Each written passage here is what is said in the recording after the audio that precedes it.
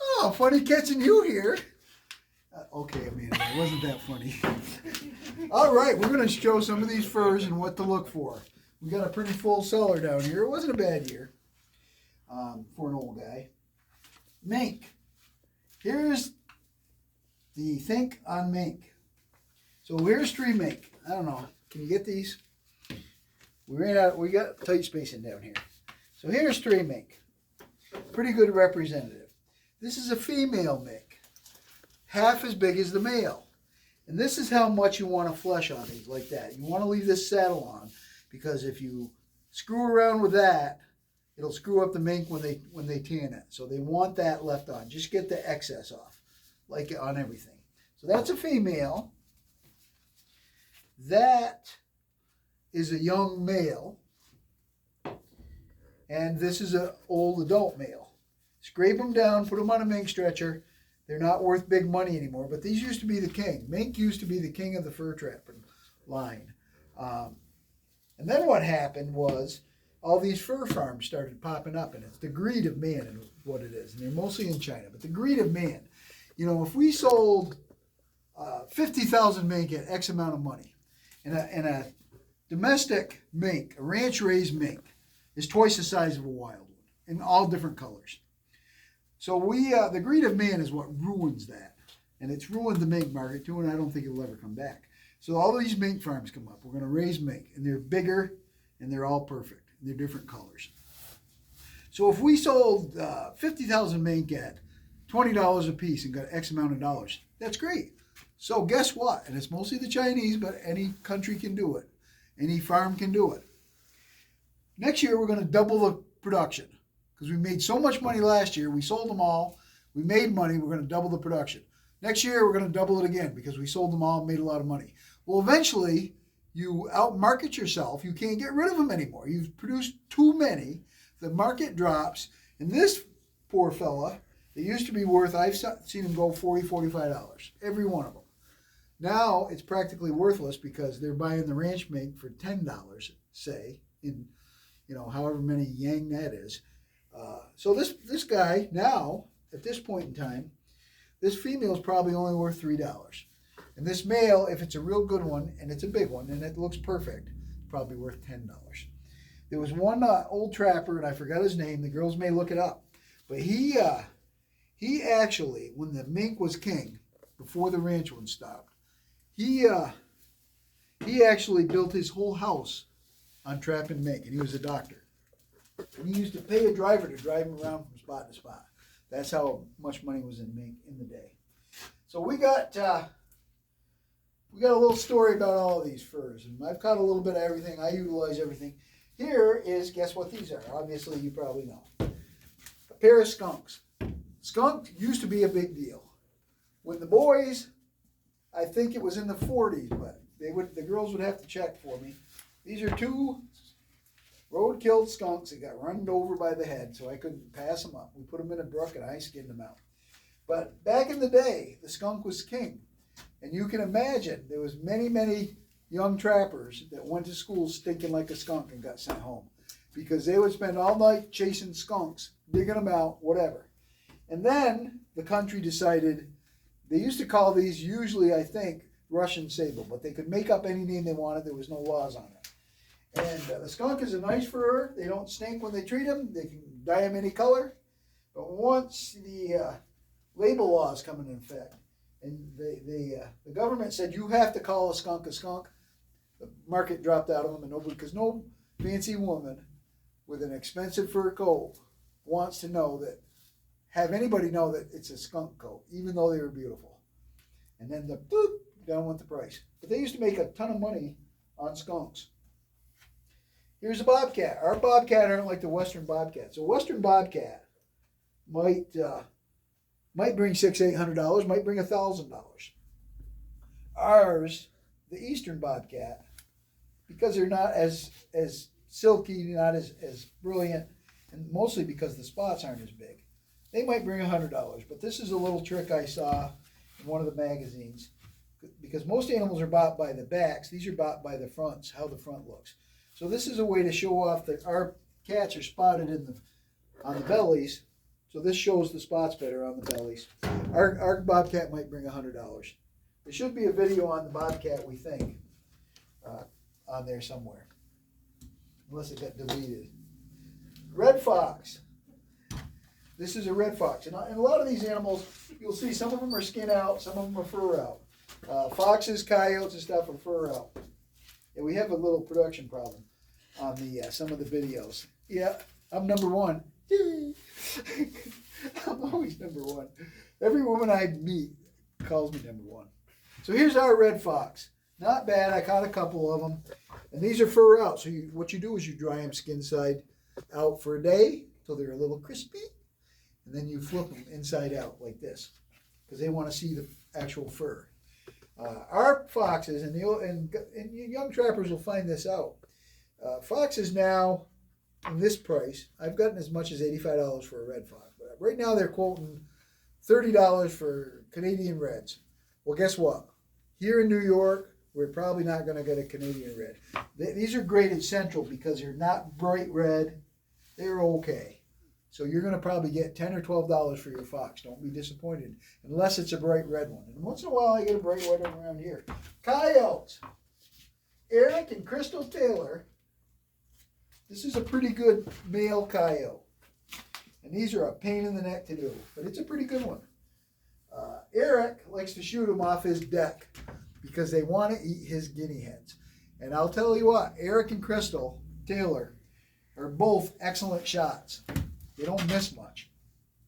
So if you're a coyote over there along the Meadowee and you're thinking, I ought to have a guinea hen dinner, because they've got a lot of loose guinea hens, and free range, I should say, you might better change your mind and go to Taco Bell, because Eric and Crystal do not miss much. He shot this one with a 243, probably a deer load.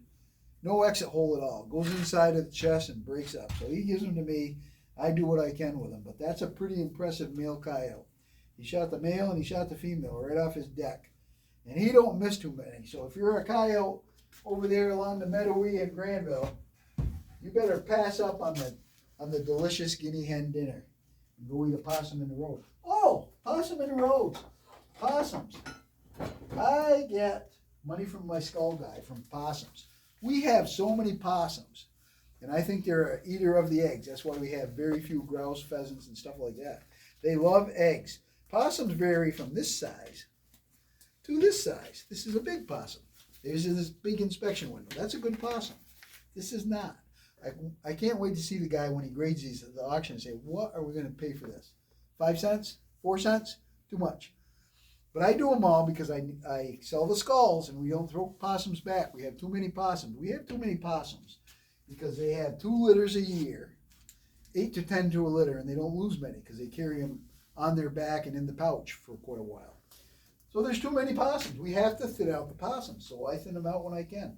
I sell the pelt for whatever I can get, and the head goes to the head hunter. Every possum's got to go. Period. And speaking of fishers, my daughter mixed up a fisher with an otter the other day when we were out. And that's a pretty easy thing to do because guys have always said, why do they call a fisher, V's, a fisher when they don't eat fish and they don't go in the water? Why don't they call otters fishers? And then otters something else. They ought to call otters fishers otters and otters fishers or something. New Hampshire had the bright idea. These fishers are one of the few animals that regularly eat porcupines. So in New Hampshire, this is a male, this big one, and this is a female. That's the way they go. Nice pelt. New Hampshire had the bright idea, we ought to stock, they had a big porcupine problem and a big forestry industry. We ought to stock fishers to eat the porcupines. Well, what they found out was just like when they tell people don't do stupid things, they did stupid things. So they stocked the fishers to eat the porcupines, and the fishers ate the snowshoe rabbits and the grouse. That's the way it is, because a fisher would rather eat a rabbit or a bird than a porcupine, because porcupines go down kind of hard. And that's what they did. E.J. Daly, I don't know if the girls can pull it up, but back in the day, when I was a kid, they can try maybe. I know I can't. I can't even take a picture. Amanda takes pictures, but then she loses them. So I don't know. Must be we're related. You really don't want me to make you dinner. I do want dinner. I would like the beaver kebabs. No. Surprise. The Fishers, E.J. Daly one time in the 30s, I believe, he traded 6 or 7 Fisher pelts that he got in the Adirondacks. We didn't have them here. We didn't have possums, ticks, Fishers, or bobcats when I was a kid here. They were the Fishers were an Adirondack thing. He traded either 6 or 7. They'll probably come up with a picture for you. Fisher pelts for a brand new car. And the car dealer, model whatever it was, Model A maybe, I don't know. And the car dealer gave him $50 to boot. Can you imagine that? Now these Fishers right now, this time frame, we have a lot of Fishers in New York. In fact, one just got rabies here locally, which isn't surprising. That's Mother Nature's way of controlling the predator population. But it got rabies, bit a couple people or something, I guess, or checking out to see what's going on with that. But they're going to have to get the rabies shot. That's Mother Nature's way of controlling the predators. That's the way it goes. You don't want us to catch them and utilize them. Well, you're going to get distemper, rabies, or mange, and those animals are going to die. That's the way it works. But yeah, he traded. These Fishers nowadays, today, they're talking maybe $40 a pelt. So that's okay.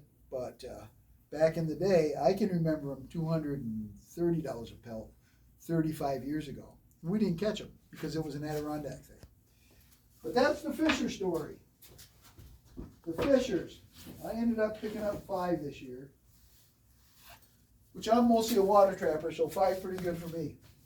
Here's a big otter. Now this otter, we caught 100 yards from a bobcat on the same day. We got a video of that, maybe not. But I got the bobcat in one spot, and 100 yards up the creek, I got this big otter. Now this is a big The crick? crick. This is a big crick otter, and she was a female. I caught 5 otters, but 4 of them were males, and she was bigger than all of them, and she's better than all of them. She's nice and white. That means she's prime. You got to scrape these animals down so that they're this clean when you're flushing with a knife. It'll take you some practice to do it, but you can do it. And their pelts are quite valuable. It's a nice fur bearer.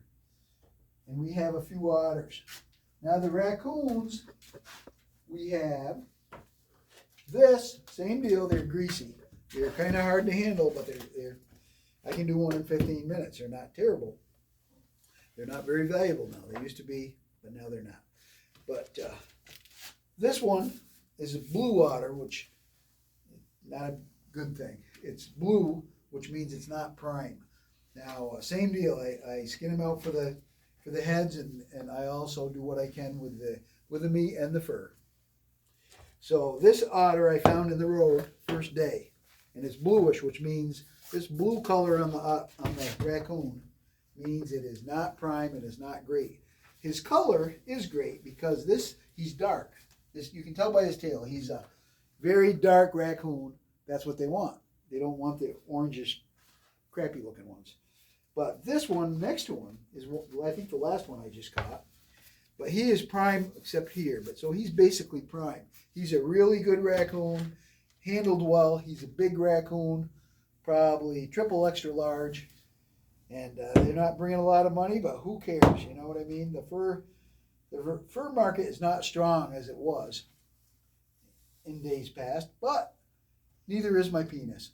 So I'm going to make the best use of either one of them. Can I say that for the kids? Probably not. No. But need a stretcher for that one. I need a stretcher for mine particularly. But I'm I going to do think the you best made I it can. worse when you said, "Can we say that for the kids?" Yeah.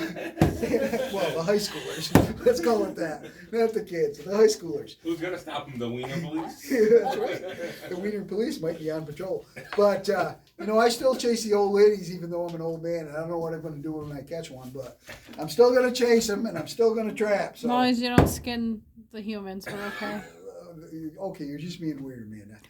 So that's Swamp Rat Why would Dave you out. say that? I know. Why would you say that? You got a little You me in have you. problems. You do have problems. That sounded weird. All right, it did sound weird. Don't call the Wiener Police. All right. Do what you want with that, Amanda.